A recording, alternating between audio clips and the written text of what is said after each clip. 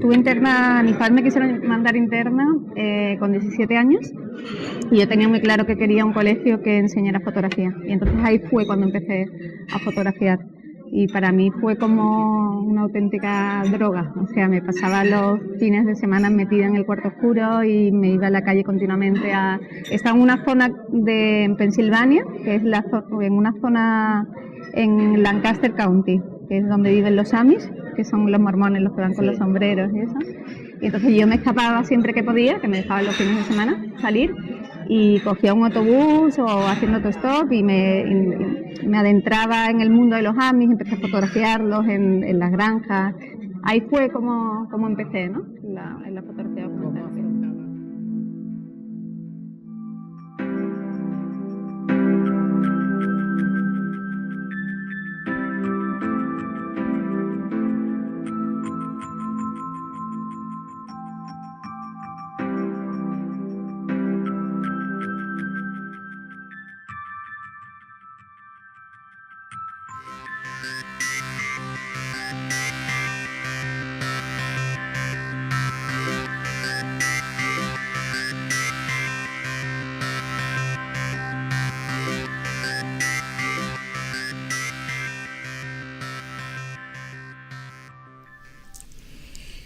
Pues mira, yo desde pequeña he jugado a ser fotógrafa y he jugado a expresarme siempre con lo visual.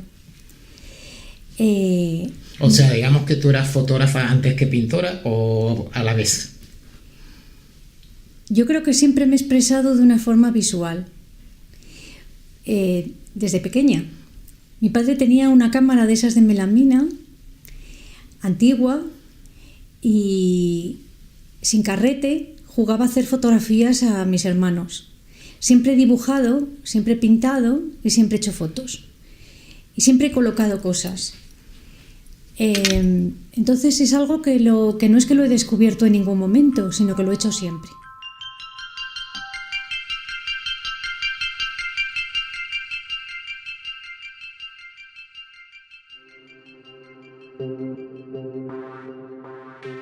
Pues fíjate, yo creo que se remonta todo a mi bisabuelo, a mis abuelos maternos, porque mi bisabuelo estudió en la Institución Libre de Enseñanza y allí pues ellos no tenían exámenes, no tenían libros, les ayudaban a desarrollar mucho la sensibilidad y bueno, pues descubrían cada uno su vocación y él se dedicó a la genética, era genetista, pero tenía un gusto para el arte, para la armonía, para todo. Entonces veía fotografías familiares que habían hecho ellos. Mi abuelo era muy aficionado, luego mi padre por otro lado era muy aficionado, y aunque él era ingeniero, tenía un componente humano muy potente, y entonces era como retratista, era bestial, era buenísimo, y fue por ahí por donde hobby. Y bueno, pues yo como hobby también lo hacía, jugaba con mis amigas con estas camaritas Kodak que no valían para nada, pero nos pasábamos las tardes montando historias y haciendo fotos y tal. Y bueno, empecé a hacer fotos de mis amigos y demás, hasta que llegó gente que me quiso convencer para que me dedicara a ello, ¿no? Porque yo de momento era mi hobby, como para mi padre o para mi abuelo o para mi bisabuelo. Puedo decir la frase clásica que dice todo el mundo de yo de pequeña tenía una cámara, llegó una cámara a mi casa, que es verdad, que es cierto, Que se o sea, que por otra parte lo es, que era una Olympus OM1. Cuando yo tenía como 16 años, no sé por qué extraña razón, apareció mi padre con una fantástica cámara, con un gran angular, que tampoco entiendo a día de hoy por qué era un gran angular y no era un 50 o tal. Y una hermana mía, somos muchísimas hermanas en mi casa, somos una familia muy grande, y yo miramos la cámara y dijimos, hay que jugar, ¿no? Hay que empezar a jugar con esto. Entonces, mis hermanos mayores, cuando vieron que teníamos una intencionalidad de hacer algo con ella, nos regalaron la típica ampliadora, de estas compradas en la Plaza Mayor, hecha polvo, que pusimos en mi cuarto de baño, y nos pasamos años, pero de una forma como muy de juego, ¿no? Con esa cámara y demás. Pero esa sería yo creo que la respuesta fácil, ¿vale? La respuesta real, quizá, para decir cómo comencé yo en el mundo de la fotografía, es viendo fotografía. O sea, yo era una apasionada del cine desde que era muy pequeñita. Mi padre trabajaba en Movie Record. Entonces mi padre era director de montaje de Movie Record. Y yo estaba acostumbrada a ver mucho cine. Me encantaban esas fotos de las artistas de cine, ¿no? La de Greta Garbo, que yo no sabía quién las había hecho, pero forraba mis libros, ¿no? Yo era súper freak en el cole, pero forraba mis libros con ese tipo de fotografía de Cary Grant, de Gary Cooper, ¿no? Luego me di cuenta que eran de Steichen, aprendí ya un poco, dije, esto hay que aprender un poco más, ¿no? Entonces yo creo que mis orígenes fueron un poco cinematográficos a la hora de ver fotografía, ¿no? Era como me gustaba esa imagen del cine clásico, me compraba revistas, le pedía a mi padre que me trajese un montón de cosas, las recortaba, las coleccionaba, las ponía y me pasaba más tiempo estudiando eso que estudiando lo que tenía que estudiar realmente. Entonces yo creo que es un poco ese tipo de origen, ver. Todavía me parece que sigo haciendo lo mismo, ¿eh? Me encanta ver.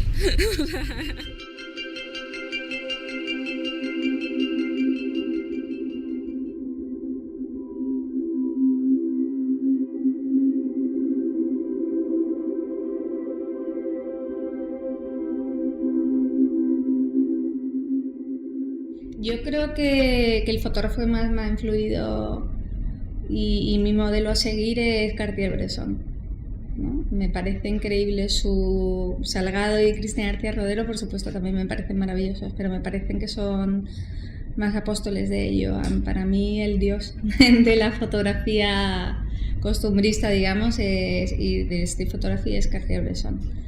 Y de hecho su libro, el libro más grande que hay de él, que edita la mayoría de sus fotos, que publica la mayoría de sus fotos, para mí es como un libro de cabecera, ¿no? Que continuamente contemplo y lo miro detenidamente y no me cansa, es increíble, ¿no?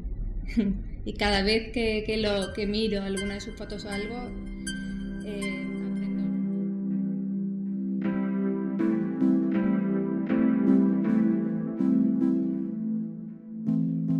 Mi libro preferido había un libro en mi casa que se llamaba 100 obras maestras de la pintura, de la colección RTV. Y ese libro para mí ha sido la base de toda mi vida artística. Ahí he tomado las referencias visuales. Ahí he descubierto los horrores de la reproducción. Ahí he descubierto quién me gustaba y quién no y por qué.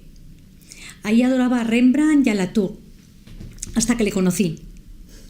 ¿Sabes? Es que cuando conocí a Latour, yo conocía el cuadrito que viene ahí reproducido, que es un cuadrito pequeño, yo me lo imaginaba, un cuadrito pequeño, muy íntimo, muy envolvente, me parecía fabuloso. Y pues ya con 18 años en París, en el Louvre, de repente descubro el cuadro que era enorme. Y digo, ¡qué feo!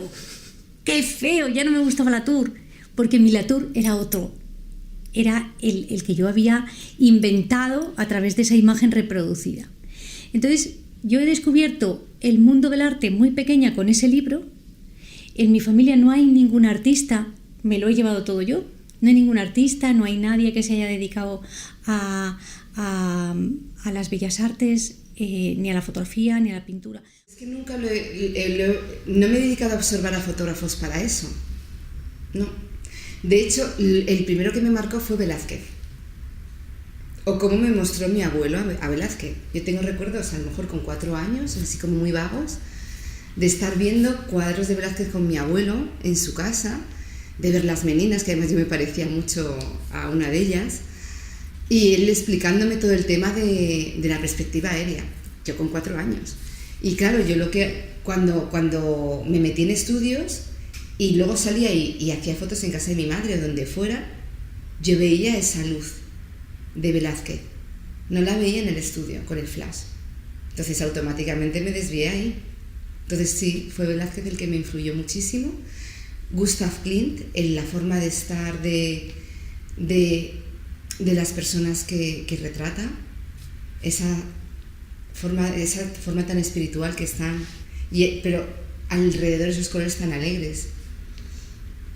Y luego recuerdo en primero de carrera, que estudié imagen y sonido, ir a una exposición al Museo de Arte Contemporáneo de autores españoles, fue una exposición buenísima, y estaba El espacio poseído de Javier Bayonrad. Y me quedé que yo creo que fui feliz toda la semana, fíjate. O sea, tan bonito, tan sutil, tan sensible, tan sensual, que era como... Si te dijese esa también otra pregunta que a veces la gente cuando hablas de cine dice, ¿cuál es tu peli favorita? Digo, pues a mí Arsénico por compasión, por ejemplo, ¿no? Con esas dos ancianitas volviéndose loca, ese cementerio detrás, ese Cary Grant que era la elegancia absoluta, ¿no? Y esa luz. Sí. Y esa luz, ¿no? Ese tipo de cine en el que se medía mucho la luz, ¿no? Incluso un cine un poco más tardío, ¿no? Porque también hablar de cine superclásico como es de Hitchcock, ¿no? Ese tipo de imagen que esconde y que no ves pero que intuyes, ¿no? Incluso en fotografía me voy a ese tipo de imagen, que es ese tipo de obra en la que hay que descubrir algo. Pues en el cine me pasaba también. Europeos me identifico con quien más, con Cristina García Rodero, y después con fotógrafos que no son tan conocidos, pero con fotógrafos como Fito Carreto, que es un gran fotógrafo, que es un fotoperiodista estupendo, con Javier Ternero, con ellos más que nada, o sea, con los clásicos, los llamaría yo, de la fotografía. Yo no busco... Ahora hay mucha tendencia en la fotografía y vende muchísimo. Yo soy pésima vendedora, vende muchísimo la fotografía abstracta, el hacer una foto y eso que es, o la fotografía muy dramática y muy violenta, y yo no busco eso, yo lo busco más la belleza, ¿no?, de las imágenes, aunque a lo mejor fotografía algo que pueda resultar triste, como puede ser una gitana que duerme en la calle, pero buscar dentro de esa escena la belleza y la poesía que tiene esa imagen. Y, sí.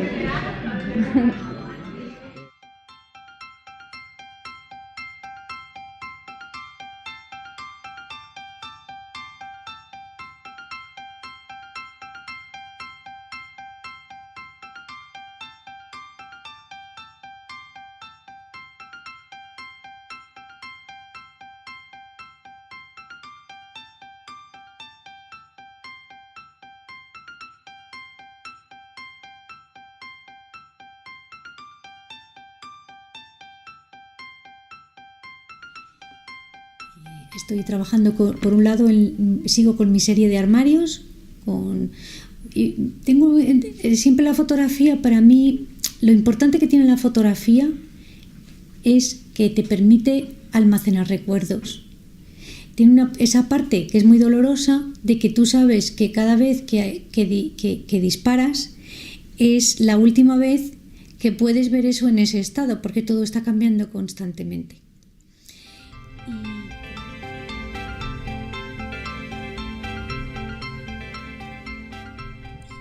Sí, yo suelo ir con la cámara en mano o colgada, y desde un principio cuento mi interés, ¿no?, por ellos.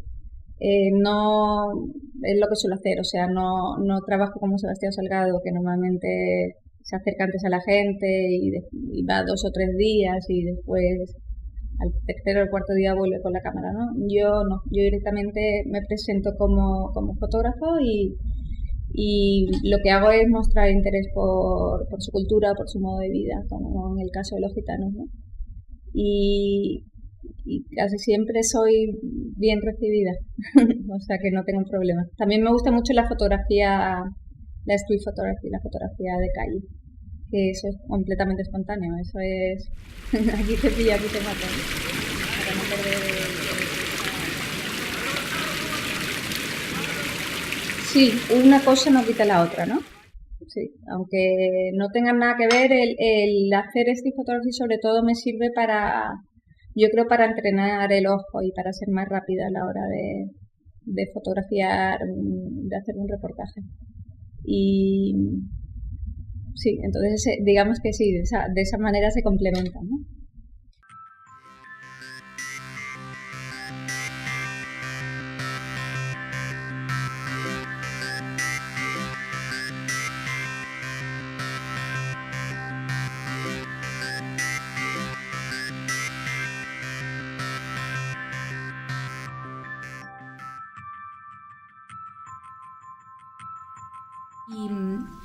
Allí en Alemania lo que estudié fue Ikebana. Ikebana es un arte floral japonés. Eso me interesaba también mucho porque era una forma de volcar ordenadamente todo lo que yo llevaba acumulado.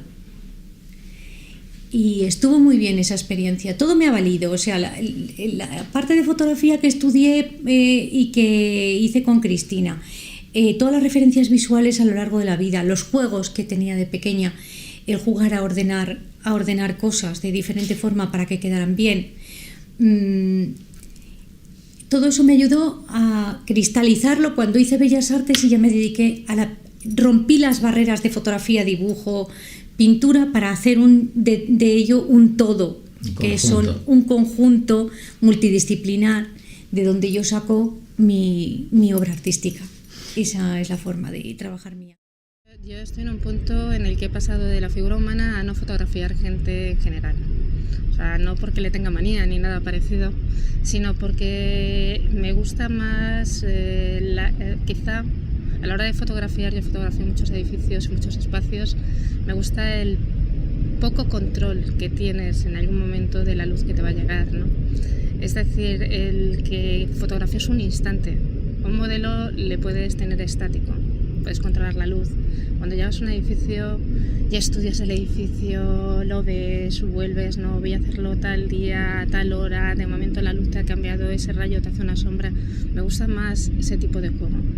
La figura humana está muy bien, pero me gusta fotografiarla más en movimiento, más por medio de un reflejo, por medio de una forma más indirecta.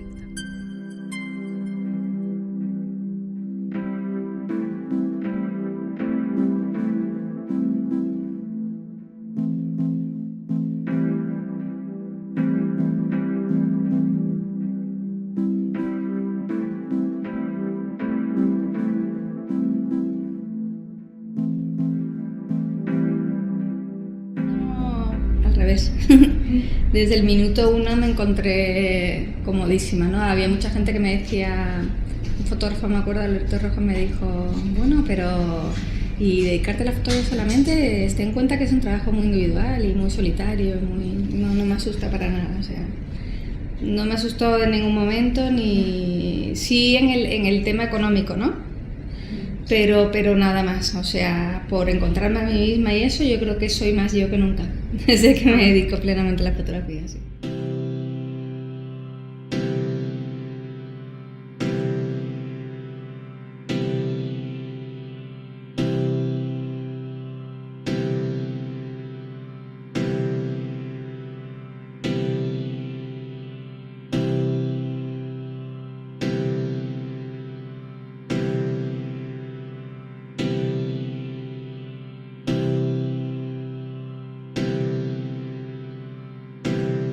Este drama, y la gente decía, pues ha sido horrible, he perdido todo lo de mi casa. Las fotografías, el álbum familiar, claro. Porque es nuestra memoria, son nuestros recuerdos, es el tesoro al final. Y tanto es así que me neuroticé un tiempo y estuve escaneando. Es entender que para qué sirve la imagen, y también para nosotros nos sirve ver, para saber qué imágenes importan de verdad. ¿Qué imágenes importan de verdad? ¿Qué es lo que de verdad importa? ¿No? Eso es lo que me interesa de la fotografía. Lo que tiene de un valor antropológico, un valor... es un consuelo para el alma. Y la gente necesita eso.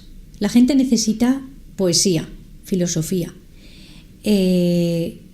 Necesita arte en general, pintura, fotografía. Necesita expresarse. Porque se expresa con imágenes lo que no se expresaría nunca con palabras. Es una forma de comunicación muy necesaria. Que lo deseable es que te superen con mucho lo que tú has hecho y que lleguen mucho más allá, que lo que tú tienes que pasar es ese testigo para hacer del arte algo grande. Vamos a hacernos grandes todos, ¿no? Pero en el sentido de hacer cosas cada vez mejores, más interesantes, más cercanas a todo el mundo, que todo el mundo pueda disfrutar del arte y de la vida. No que quede... Vamos a ver, yo las diferencio muchísimo, pero muchísimo, la obra creativa y la obra profesional, ¿no? Claro. Y a la hora de verlo es absolutamente distinta. ¿Por qué? Porque la obra profesional, nosotros somos 4 ojos mirando, somos siempre mi socio y yo. Estudiamos los briefings, hablamos con los arquitectos, es un trabajo anterior y posterior, o sea, no solo el momento de la toma, sino que el crear una obra fotográfica de ese tipo para nosotros lleva crear un briefing, si es un espacio como este, por ejemplo, pues hablar con el director, qué tipo de público, dónde va encaminado, queréis sacar tomas más amplias, queréis, pues vamos a venir por la noche porque esto lo vas a vender con la luna aquí, ¿no? Os puedo enseñar incluso luego fotos de aquí que llevo en la tablet. Entonces implica un trabajo muy, muy arduo, ¿no? Un trabajo mucho de estudio, etcétera, etcétera. Para mí mi obra personal es más una obra en la que voy sola, Sí, relajada. más de aquí, ¿no? Sí, es más de dentro, en la que me encanta descubrir, en la que de momento veo un reflejo, veo algo que pasa, 3 realidades que pasan al mismo tiempo. Eso es lo que yo quiero fotografiar. Lo que quiero fotografiar es algo que la gente mire durante más de 10 segundos, les guste o no, pero por lo menos les marque algo dentro. Son cosas diferentes. Claro. No quiero fotografiar cosas bonitas. Cosas bonitas fotografío en mi trabajo. Entonces son cosas muy diferentes, son puntos de vista muy distintos.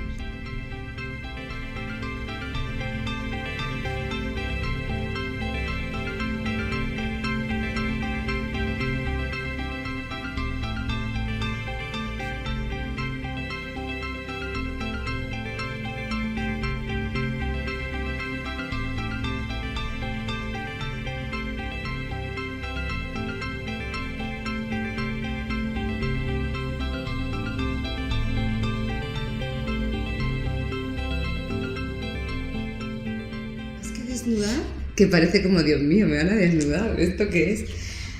Es descubrir cosas, son sorpresas que aparecen ahí, ¿no? Vienes de los nervios a hacerte unas fotos, encima con la inseguridad que te da la cámara, porque es lo que le pasa a la gente que suele venir, ¿no? Que se siente insegura ante una cámara, pero ha visto algo que dice, bueno, a lo mejor aquí voy a poder ver otra cosa.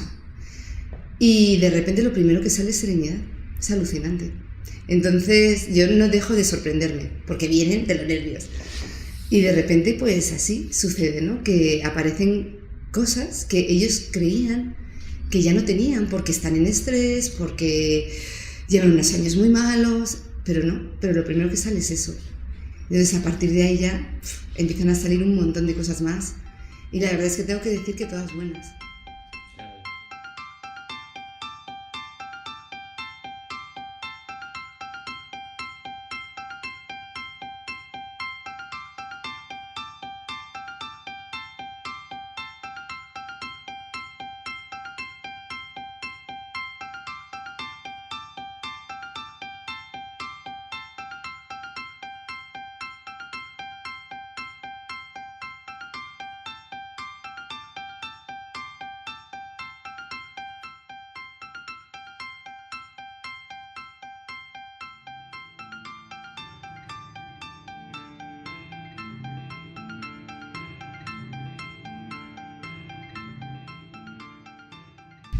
Sobre poética fotográfica. Escribe Robert McKee: el mejor consejo para escribir un diálogo cinematográfico es no escribirlo. No debemos escribir jamás una frase de diálogo si somos capaces de crear una expresión visual que lo sustituya. El señor McKee es guionista y sabe cuán difícil resulta crear guiones redondos.